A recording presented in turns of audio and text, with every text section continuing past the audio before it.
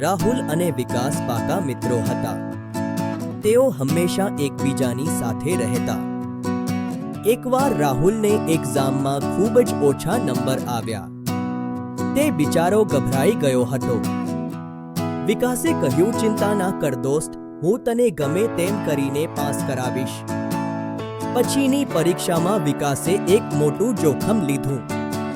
તે રાહુલની જગ્યાએ પેપર લખવા બેસી ગયો.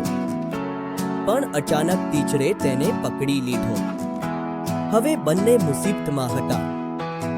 રાહુલ રડતો બોલ્યો, વિકાસ, તે મારા માટે પોતાનું નુકસાન કેમ કર્યું?